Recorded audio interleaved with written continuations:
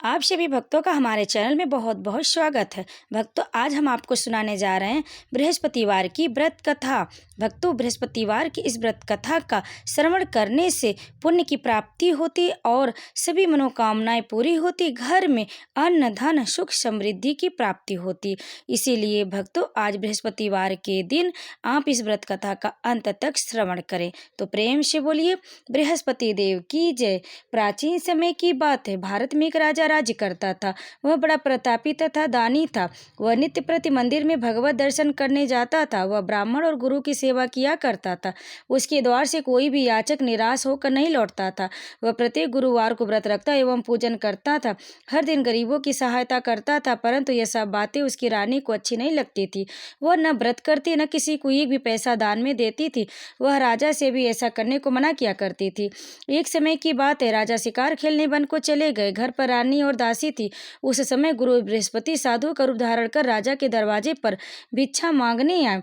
साधु ने रानी से भिक्षा मांगी तो वह कहने लगी, हे साधु महाराज, मैं इस दान और पुण्य से तंग आ गई। इस कार्य के लिए तो मेरे पतिदेव ही बहुत है। अब आप ऐसी कृपा करें कि हमारा सारा धन नष्ट हो जाए तथा मैं आराम से रह सकूं। साधु रूपी बृहस्पति देव ने कहा, हे देवी, तुम बड़ी विचित्र हो। संतान और धन से कोई दुखी नहीं होता, इसको सभी चाहते। पापी भी पुत्र और धन की इच्छा करता है। अगर तुम्हारे पास अधिक धन है तो भूखे मनुष्यों को भोजन कराओ, प्याऊ लगवाओ, ब्राह्मणों को दान दो, धर्मशालाएं बनवाओ, कुआं तालाब बावड़ी बाग बगीचे आदि का निर्माण कराओ तथा निर्धनों की कुंवारी कन्याओं का विवाह करवाओ, साथ ही यज्ञादि करो। इस प्रकार के कर्मों से आपके कुल का और आपके नाम परलोक में भी सार्थक होगा एवं तुम्हें भी स्वर्ग की प्राप्ति होगी। परंतु रानी साधु की इन बातों से खुश नहीं हुई। उसने कहा, हे साधु महाराज, मुझे ऐसे धन की आवश्यकता नहीं है जिसको मैं अन्य लोगों को दान देती फिरूं तथा जिसको रखने और संभालने में ही मेरा सारा समय नष्ट हो जाए। साधु ने कहा, हे देवी, यदि तुम्हारी ऐसी इच्छा है तो मैं जैसा तुम्हें बताता हूँ तुम वैसा ही करना। बृहस्पतिवार के दिन घर आंगन को गोबर से लिपना, अपने केसों को पीली मिट्टी से धोना, केसों को धोते समय स्नान करना, राजा से कहना वह हजामत करवावे, भोजन में मांस मदिरा खाना, कपड़े धोबी के यहाँ धुलने देना। इस प्रकार 7 बृहस्पतिवार व्रत करने से तुम्हारा सारा धन नष्ट हो जाएगा। यह कहकर साधु महाराज रूपी बृहस्पति देव अंतर्ध्यान हो गए। रानी ने साधु के कहने के अनुसार 7 बृहस्पतिवार तक वैसा ही करने का विचार किया। साधु के बताए अनुसार कार्य करते हुए केवल 3 बृहस्पतिवार ही बीते थे कि उसकी समस्त धन संपत्ति नष्ट हो गई। भोजन के लिए दोनों समय परिवार तरसने लगा तथा सांसारिक भोगों से दुखी रहने लगा। तब राजा रानी से कहने लगा, हे रानी, तुम यहाँ पर रहो, मैं दूसरे देश को जाता हूँ, क्योंकि यहाँ पर सभी मनुष्य मुझे जानते, इसलिए मैं यहाँ पर कोई काम नहीं कर सकता। अब मैं परदेश जा रहा हूँ, वहाँ कोई काम धंधा करूंगा, शायद हमारे भाग्य बदल जाए। ऐसा कहकर राजा परदेश चला गया। वह वहाँ जंगल से लकड़ी काट कर लाता और शहर में बेचता। इस तरह उनका जीवन व्यतीत होने लगा। इधर राजा के बिना रानी दासियां दुखी रहने लगी। किसी दिन भोजन मिलता, किसी दिन जल पीकर ही रह जाती। एक समय रानी और दासी को 7 दिन बिना भोजन के व्यतीत करने पड़े तो रानी ने अपनी दासी से कहा, हे दासी, यहाँ पास ही के नगर में मेरी बहन रहती है, वह बड़ी धनवान है, तो उसके पास जाओ, वहाँ से 5 शेर भेजर मांग कर ले आ, जिससे कुछ समय के लिए गुजारा हो जाएगा। दासी रानी की बहन के पास गई। रानी की बहन उस समय पूजा कर रही थी। बृहस्पतिवार का दिन था। दासी ने रानी की बहन से कहा, हे रानी, मुझको आपकी बहन ने भेजा है, मुझे 5 शेर भेजर दे दो। दासी ने यह बात अनेक बार कही, परंतु रानी की बहन ने कोई उत्तर नहीं दिया, क्योंकि वह उस समय बृहस्पतिवार की कथा सुन रही थी। जब दासी को रानी की बहन से कोई उत्तर नहीं मिला तो वह बहुत दुखी हुई।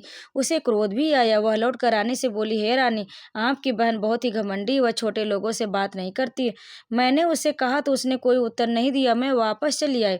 रानी बोली, हे दासी, इसमें उसका कोई दोष नहीं है। जब बुरे दिन आते हैं तब कोई सहारा नहीं देता, अच्छे बुरे का पता विपत्ति में ही लगता है। जो ईश्वर की इच्छा होगी वही होगा, यह सब हमारे भाग्य का दोष है। उधर रानी की बहन ने सोचा कि मेरी बहन की दासी आई थी, परंतु मैं उससे नहीं बोली, वह बहुत दुखी हुई होगी।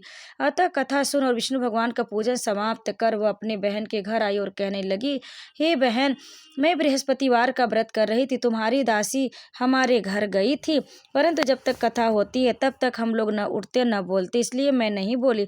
कहो दासी क्यों गई थी? रानी बोली, बहन, हमारे घर अनाज नहीं था, वैसे तुमसे कोई बात छिपी नहीं, इस कारण मैंने दासी को तुम्हारे पास 5 शेर भेजा लेने के लिए भेजा था।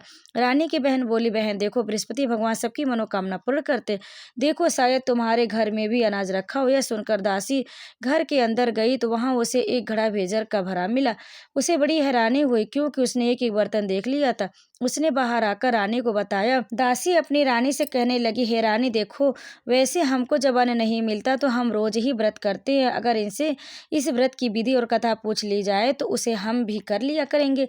दासी के कहने पर रानी ने अपनी बहन से बृहस्पतिवार व्रत के बारे में पूछा। उसकी बहन ने बताया, हे रानी बहन, बृहस्पतिवार को सूर्योदय से पूर्व उठकर स्नान करके बृहस्पतिवार का व्रत करना चाहिए, लेकिन उस दिन सिर नहीं धोना चाहिए। बृहस्पतिवार के व्रत में चने की दाल और मुनक्कों से विष्णु भगवान का केले के वृक्ष की जड़ से पूजन करे तथा दीपक जलावे। उस दिन एक ही समय भोजन करे, भोजन पीले खाद्य पदार्थ का करे तथा कथा सुने। इस प्रकार करने से गुरु भगवान प्रसन्न होते, अन्न पुत्र धन देते। इस तरह व्रत और पूजन की विधि बताकर रानी की बहन अपने घर लौट गई। रानी और दासी दोनों ने निश्चय किया कि वे बृहस्पति देव भगवान का पूजन जरूर करेगी। 7 दिन बाद बृहस्पतिवार आया तो उन्होंने घुड़साल में जाकर गुड़ और चना बीन लाई और तथा उसकी दाल से केले की जड़ से विष्णु भगवान का पूजन किया। अब भोजन कहाँ से आए? दोनों बड़ी दुखी हुई, परंतु उन्होंने व्रत किया था, इस कारण बृहस्पति देव भगवान प्रसन्न थे। वे एक साधारण व्यक्ति के रूप में 2 थालों में सुंदर पीला भोजन लेकर आए और दासी को देकर बोले, हे दासी, यह भोजन तुम्हारे और रानी के लिए, तुम दोनों करना। दासी भोजन पाकर बड़ी प्रसन्न हुई और रानी से बोली, रानी जी भोजन कर लो। रानी को भोजन आने के बारे में कुछ भी पता नहीं था, इसलिए वह दासी से बोली, जा तू ही भोजन कर, क्यों तू हमारी व्यर्थ में हंसी उड़ाती है? दासी बोली, एक व्यक्ति अभी भोजन दे गया। रानी कहने लगी, वह भोजन तेरे लिए ही दे गया है, तू ही भोजन कर। दासी ने कहा, वह व्यक्ति हम दोनों के लिए 2 थालों में भोजन दे गया, इसलिए मैं और आप दोनों ही साथ साथ भोजन करेंगे। फिर दोनों ने गुरु भगवान को नमस्कार कर भोजन प्रारंभ किया। उसके बाद से वे प्रत्येक बृहस्पतिवार को गुरु भगवान का व्रत और पूजन करने लगी। बृहस्पति भगवान की कृपा से उनके पास धन हो गया, परंतु रानी फिर पहले की तरह आलस्य करने लगी। तब दासी बोली, देखो रानी, तुम पहले भी इस प्रकार आलस्य करती थी, तुम्हें धन के रखने में कष्ट होता था, इस कारण सभी धन नष्ट हो गया। अब गुरु भगवान की कृपा से धन मिला है तो फिर आलस्य होता है। बड़ी मुसीबतों के बाद हमने यह धन पाया, इसलिए हमें दान पुण्य करना चाहिए। तुम भूखे मनुष्यों को भोजन कराओ, प्याऊ लगवाओ, ब्राह्मणों को दान दो, कुआं, बावली, तालाब आदि का निर्माण कराओ, मंदिर पाठशाला बनवा कर दान दो, कुंवारी कन्याओं का विवाह करवाओ, धन को शुभ कार्यों में खर्च करो, जिससे तुम्हारे कुल का यश बढ़े तथा स्वर्ग प्राप्त हो और पितृ प्रसन्न हो। दासी की बात रानी ने मानकर इसी प्रकार से कर्म करने प्रारंभ किए, जिससे उनका काफी यश फैलने लगा। एक दिन रानी और दासी आपस में विचार करने लगी कि न जाने राजा किस दशा में होंगे, उनकी कोई खोज खबर नहीं है। गुरु भगवान से उन्होंने प्रार्थना की और भगवान ने रात्रि में राजा को स्वप्न में कहा, हे राजा उठ, तेरी रानी तुझको याद करती है, अब अपने देश को लौट जा। राजा प्रातः काल उठकर जंगल से लकड़ियां काट कर लाने के लिए जंगल की ओर चल पड़ा। जंगल से गुजरते हुए वह सोचने लगा, रानी की गलती से कितने दुख भोगने पड़े, राजपाट छोड़कर उसे जंगल में आकर रहना पड़ा, जंगल से लकड़ियां काट कर उन्हें बेचकर गुजारा करना पड़ा। उसी समय उस जंगल में बृहस्पति देव एक साधु का रूप धारण कराए और राजा के पास आकर बोले, हे लकड़हारे, तुम इस सुनसान जंगल में किस चिंता में बैठे हो, मुझे बतलाओ। यह सुन राजा के नेत्रों में जल भर आया और साधु की वंदना कर बोला, हे प्रभु, आप सब कुछ जानने वाले। इतना कहकर राजा ने साधु को अपनी संपूर्ण कहानी सुना दी। महात्मा तो स्वभाव से ही दयालु होते हैं। वे राजा से बोले, हे राजा, तुम्हारी पत्नी ने बृहस्पति देव के प्रति अपराध किया था, जिसके कारण तुम्हारी यह दशा हुई। अब तुम किसी प्रकार की चिंता मत करो, भगवान तुम्हें पहले से भी अधिक धन संपत्ति देंगे। देखो, तुम्हारी पत्नी ने बृहस्पतिवार का व्रत करना प्रारंभ कर दिया। अब तुम भी बृहस्पतिवार का व्रत करके चने की दाल, गुड़ और जल को लोटे में डालकर केले के पत्ते से विष्णु भगवान का पूजन करो तथा कथा सुनो, भगवान तुम्हारे सब मनोकामनाओं को पूर्ण करेंगे। साधु को प्रसन्न देकर राजा बोला, हे प्रभु, मुझे लकड़ी बेचकर इतना पैसा नहीं बता जिससे वो भोजन करने के उपरांत कुछ बचा सको।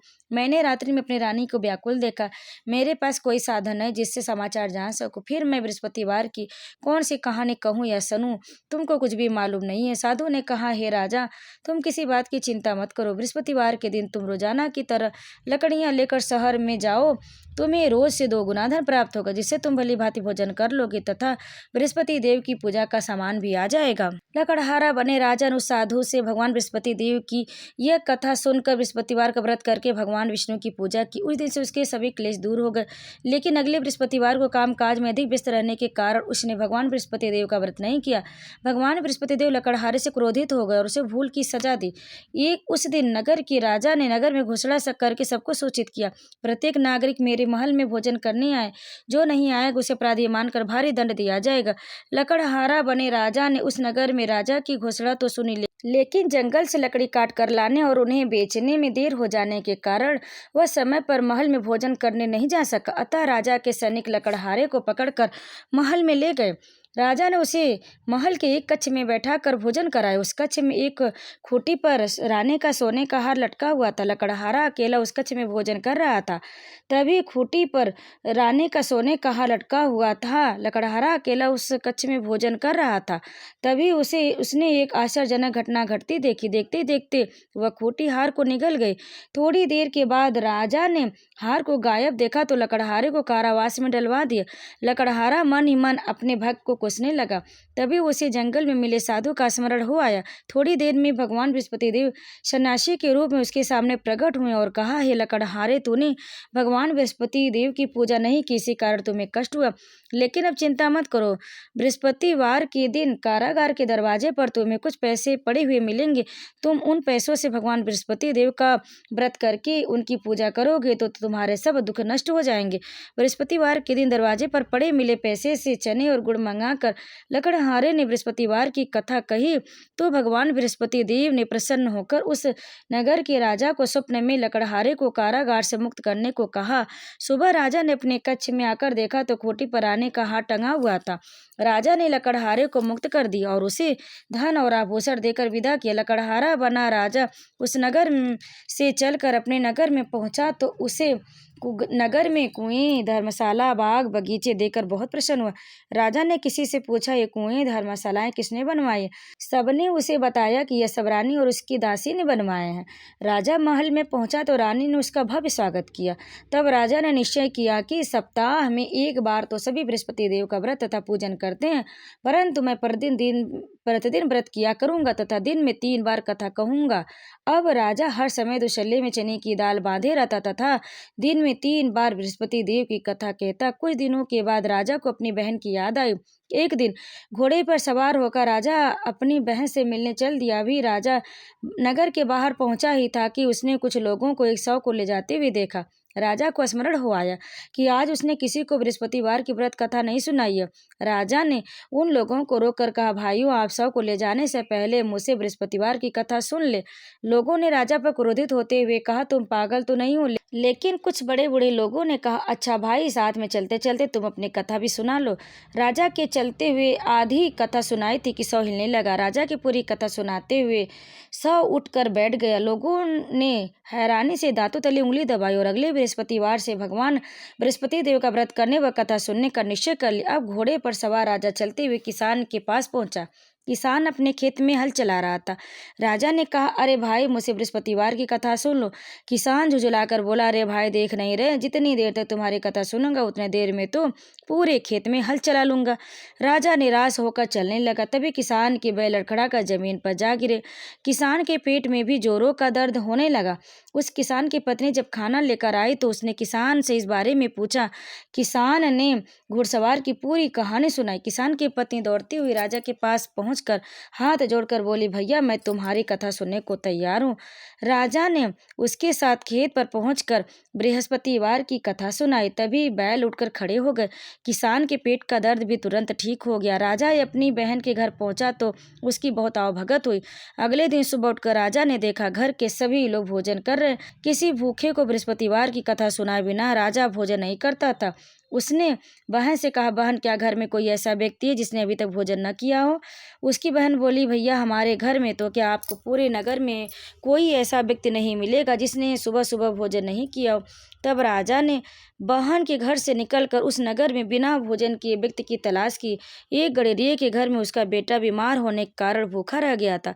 राजा ने उसको जाकर बृहस्पतिवार की कथा सुनाई। कथा सुनते सुनते गडेरिये का बीमार बेटा बिल्कुल ठीक हो गया। सबने राजा की बहुत प्रशंसा की। एक दिन राजा ने अपनी बहन से कहा, बहन, हम अपने घर जाना चाहते, तुम भी हमारे साथ चलो। कुछ दिन वहाँ रहकर लौट आना। राजा की बहन ने अपनी सास से पूछा तो सास ने ताने देते हुए कहा, बहू मायके जाना हो तो अकेली जाना, मेरे पोतों को नहीं ले जाना। तुम्हारे भाई को कोई संतान नहीं है, कहीं तुम्हारी भाभी मेरे पोतों पर कोई जादू टोना न कर दे।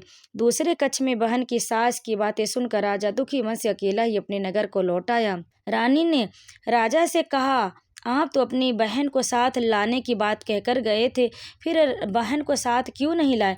तब राजा ने दुखी होते हुए कहा, रानी हम निसंतान, इसलिए कोई हमारे घर आना पसंद नहीं करता। रानी ने राजा को समझाया, हे प्राणनाथ, हमें बृहस्पति देव ने सब कुछ दिया, अब भगवान बृहस्पति देव हमें संतान भी अवश्य देंगे।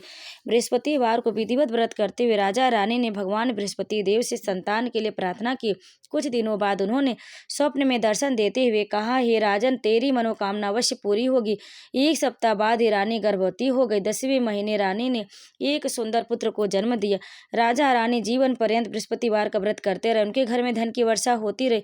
इस तरह आनंद पूर्वक जीवन यापन करते हुए राजा रानी भगवान बृहस्पति देव की अनुकंपा से मोक्ष को प्राप्त करके सीधे बैकुंठ धाम को पहुंच गए।